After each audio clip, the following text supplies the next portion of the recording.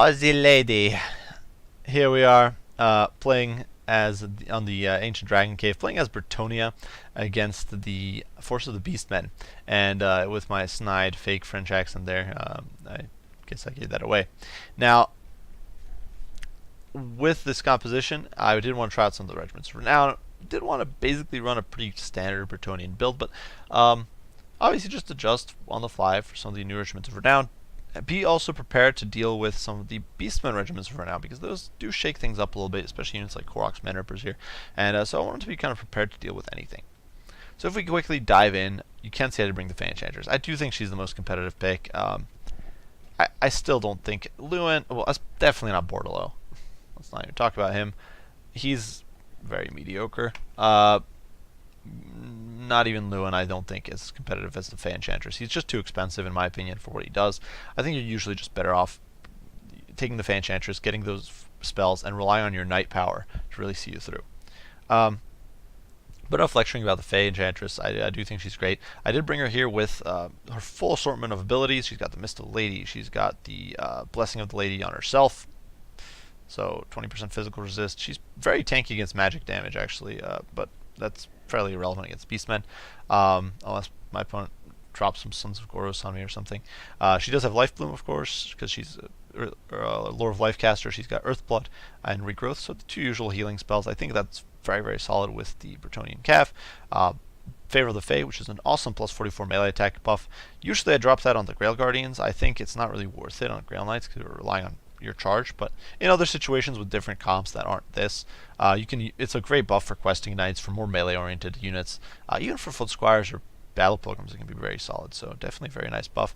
And the Chalice of Potions, which of course is a good bombardment spell, and one of my few real solutions here to heavily armored Korok's Men Rippers, because honestly, assuming Cav isn't a hard counter to that, yeah, this is really the only solution here.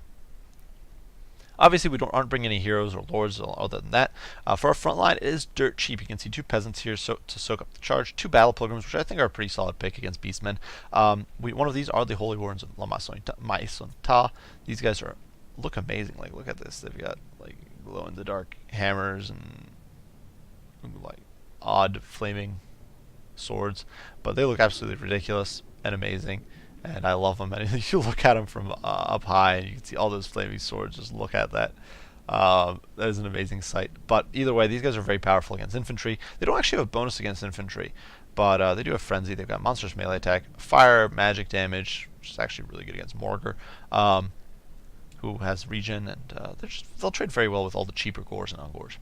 For the front line, some peasant mobs here, just to soak up the charges, because Beastmen charges are very potent. That's one of the main benefits for Beastmen, is that they have monstrous charge bonuses, especially compared to their peers, who just aren't quite that strong. For our shooting, we do have Peasant Bowmen with fire arrows as well as pox arrows, so one of each, ready to debuff my opponents and just melt through units with regen, or soft unshielded units like Ungor Raiders or Centigores with throwing axes, units like that, and the Butchers of Kalkengard, of course, with their regen, are going to be lovely targets for fire arrows. For support, we do have Grail Guardians, and when I say support, I mean like 2/3 of the army here, cost-wise. We have the Grail Guardians over here, who are, of course, beasts in melee with 60 melee defense. They've got 120 armor, 5,700 HP. These guys are just amazing, and with their perfect vigor, it makes it very hard for enemies. As enemies get tired, they get worse and worse at hitting, and their armor gets worse and worse, which actually means the Grail Guardians are trading better and better as the match progresses. Which is pretty crazy. These guys are just amazing. On the periphery, we do have Grail Knights on one end, Defenders of the Fleur de Lis backing them up. These guys, because we're cheap and stingy, but these guys are just normal Knights Errant, but with Frenzy and Silver Shields, and I do believe 10 extra armor. That's not too important. The main thing is these guys are dirt cheap for what they do. They've got decent weapon strength, decent melee attack, just because they have Frenzy, and they're dirt cheap. That's their selling point. They're cheap. And then we have Grail Knights, of course, which are amazing, and the best cav in the game. Not really, because that's Demigryphs. I can't insult my Demigryphs ever, but Grail Knights are very good either. Anyway, bonus versus large, I'm not entirely sure how much of they have. Bonus versus large, only 12, but still. Magic damage, monstrous charge bonus. You can see we're already switching into lance formation here. And the first ambush of the game, you can see the fight's already going down. I've been talking so much, and the fight's about to go down. My opponent had a peripheral, you can see these guys, all of these guys, the main thing with Grail Knights is that they give you huge anti-large, and you can deal with all of the large that your Beastmen opponent brings very, very effectively, and still have the charge bonus to crush Bestigors who have armor. These are my counter to Bestigors, despite the fact they don't have AP. Either way, you can see I get a lovely ambush from my opponent who's trying to flank me. 2 Grail Knights jumping out on top of your Centaurs with Grey Weapons is not what you want to be seeing, and these guys are going to get completely dumpstered. They don't even get their charge off as the Grail Knights pile into them. Not a perfect charge, but who cares? Centaurs are doomed. So are these Hounds. For my opponent's build, he had these peripheral flankers here. His main force is composed of some Ungor Spears in the flank to defend against Cav, a core of Minotaurs with Grey Weapons, Butchers of Kalkengard, a bunch of Gorehorde with shields to crush my infantry, Morgar for the 2 summons of Chaos Spawn, though he doesn't actually have the leadership buff, which I think is a bit of a mistake. I think that's good with Beastmen just because they have terrible leadership. A Brave Shaman of Beasts with Flock of Doom, as well as, I want to say, that's Wisson's, or the Amber Spear. This is another odd choice. I'm not entirely sure why you'd bring Amber Spear. It could be decent against Cav, I guess. And no Jagged Dagger either, so not extra Winds of Magic. Korok's Man-Rippers, so a lot of anti-large here with the Spears and the Minotaurs with Great Weapons, and then the Butchers of Kalkengard, which are kind of anti-large. And then in the back, my opponent does have a unit of Chaos Spawn, who I'm not entirely sure why they were in the back. Maybe to... I don't actually know. I can't really think of a reason. I don't want to be putting words in my opponent's mouth. Maybe there was a reason, and it's just something I'm missing. Either way, my opponent does pile in immediately. You can see the Fan Enchantress diving in. Flock of Doom goes down, trying to melt my troops as I cast an Earthblood of my own to defend the front line, keep it intact. The Grail Guardians, of course, are going to fight tooth and nail here, like the brave defenders of Brettonia they are. Ungor Spears here take a bit of a charge, but actually the Grail Knights don't do that well. I think my opponent might have gotten the bracing off. I don't know if he did, but these guys didn't take that much damage. You can see we're circling around with the defenders of the Fluid Lee. And on the flank, it's a complete massacre. Centaurs get shattered. The Warhounds are defunct. They've been shut down. We have lost 1 model of Grail Knights in exchange for an entire unit of Centaurs and Chaos Warhounds. So that was this was a glorious ambush that's really going to help. But from my perspective, things are not going that great. You can see the men-at-arms are buckling. I didn't bring any sort of support tools to keep them intact, like the new and cheapened Grail Relic. So they're completely buckling. You can see I'm dropping a Chalice of Potions here on top of my opponent's Korok's Man-Rippers, who are on 75 models, and if we look, they're at 1,600 HP. They get hit. They lose about 1,300 HP. Unfortunately, I'm getting completely torn apart. My opponent is pinstringing me. You can see the Gorehorde collapsing on the flanks. The Grail Guardians are just going to start falling apart. I do hit him with a Favor of the Fae to keep him in the fight. Fan Enchantress here dropping enemy melee attack by 5, providing that constant draining effect on all these scores and the Korok's Man-Ripper. So great job there from her, but we are actually buckling pretty badly here. The Grail Guardians are not really able to hold their own, and they're having a very bad time as my opponent gets his Chaos Spawn summons and is going to start pressuring my backline. On the periphery, you can see my Grail Guard Knights trying to get clear of the Ungor Spears. While over here, my opponent is about to get a punishing series of rear charges into him from these Grail Knights, and you can see they just pile into these Ungor Spears. They don't have the heart to hold here. They're going to completely shatter in the space of a few seconds. They just took so much damage there. 30 or whatever, dead within seconds. And we're rolling. Now the front line here, you can see the Holy Wardens of La Maisontal holding okay against the Gorehorde, about to have salvation arrive in the form of these Grail Knights plowing into my opponent's rear. They're going to buckle them, as well as the Minotaurs with weapons, who I've been shooting consistently with my archery fire. And now the archer is actually going to shift targets and start shooting the Gorehorde. Now Morgar does turn around to be a pain in the rear. My opponent hits me with another Flock of Doom. The Grail Guardians getting torn apart. But they actually rally in the 4th quarter here, and they're going to hold their own. They do have their perfect figure. I do hit them with their growth to keep them in the fray. Their physical resistance up to 44%, so they're very hard to kill. And you can see these Korok's Man-Rippers just getting slagged. They're getting melted. Arrow fire raining in, melting these Ungor Spears. Peasants are rallying, coming in. You can see these guys. Look at these guys. 7 kills, doing great. And at this point, my opponent's army is just doomed. You can see over here I'm using some Grail Knights to mop up Minotaurs with Great Weapons. Opponent's trapped in his pocket. We do get another lovely Earthblood in the middle here. Fan Enchantress are sapping away the life of these Korok's Man-Rippers. Grail Guardians in there still holding their own. Grail Knights charging, and these guys are very badly mauled. They haven't had the most ideal of situations, but you can see slowly but surely Morgan here getting chipped away at. Korok's Man-Rippers basically gone. Some archery fire pouring into the poor Butchers of Kalkengard, who try to brave the storm, but really just can't make it. They're going to get shot to bits. Silver shields and all. At this point, it's simply clean up in Isle 9 as we need to wipe out the Chaos Spawn, which of course is unbreakable, and you can see the Grail Knights are going to do an absolute number on these guys as they jab those unchivalrous brutes to death in the pits. So a close victory for Brettonia, and pretty decisive victory at that. You can see the battle programs got completely dumpstered. These guys got, of course, turned into Chaos Spawn.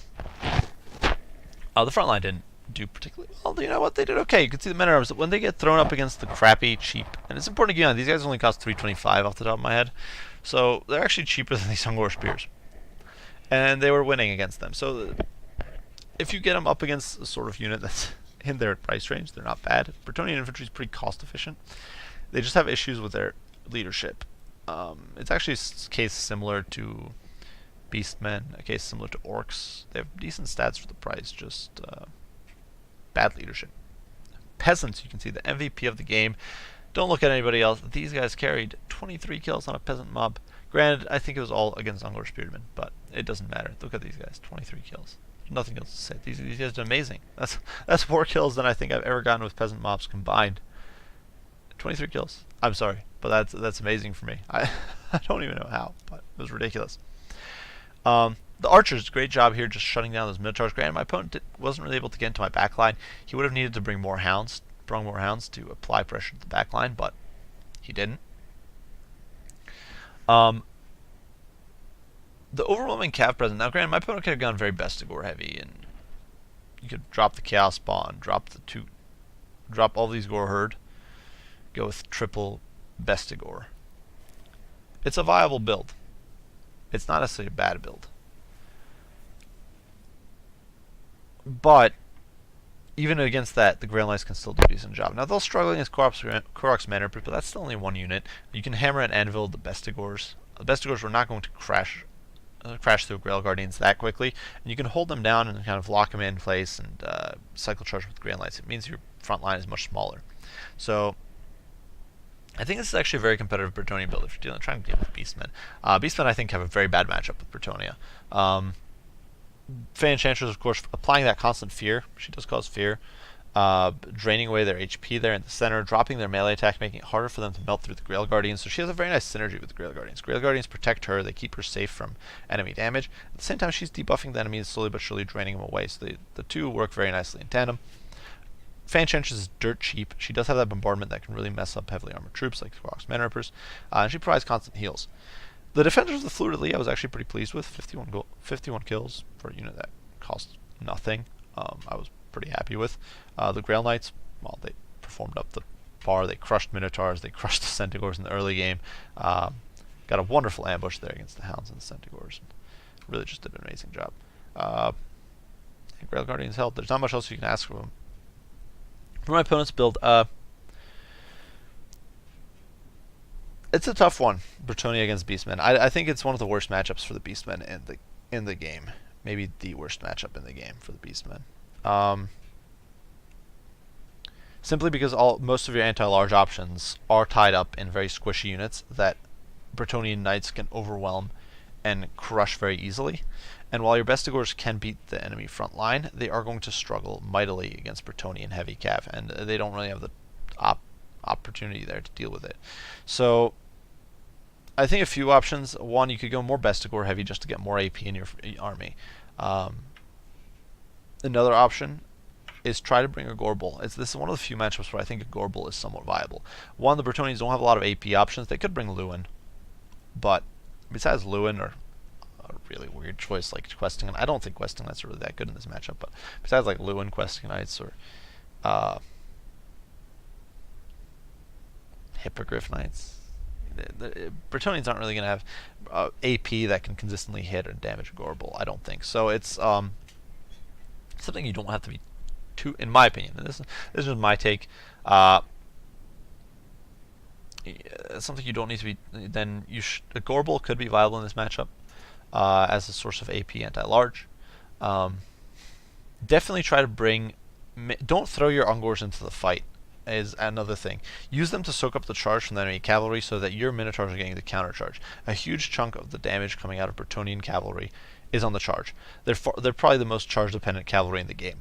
If you compare them, I honestly, granted they do have the never losing vigor, but you compare them to Demigryph Knights, you compare them to Blood Knights with Frenzy, you compare them to Dragon Princes with Martial Mastery. Honestly, the Grail Knights are the most charge bonus dependent cavalry in the game, and so if you can break that, if you can deny that by using, honestly, even if you just throw Hounds into the way, that's something. But you can use Ungor Spears Honestly, even unshielded Ungor Spears. Just use them to block the charge and then countercharge with Minotaurs.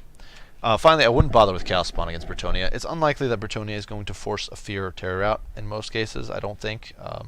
They could, with try to, but I don't think it's that likely. And Chaos Spawn is going to get murdered by any shooting Brettonia brings. And plus, it does terrible against Brettonia Heavy Cav. So really, in my opinion, not worth it. You're better off trying to bring more Minotaurs or honestly, a third unit of Minotaurs. Try to bring some Ungors, and you'll be in a better spot, I think. There's a lot of options, a lot of possibilities, but you definitely need to have enough AP and have solutions to deal with enemy heavy cav beyond just a Minotaur or two.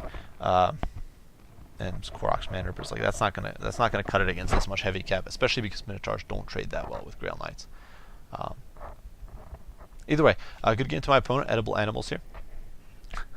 I like that name. It's a good name. But either way, good game. I do hope you guys enjoyed the video. If you did, be sure to leave a like and subscribe below. Any comments, any criticism, any questions like that, be sure to share them, and I'll respond as soon as I can. As usual, guys, I do appreciate you all for watching, and I will see you all in the next one. Wyvern out.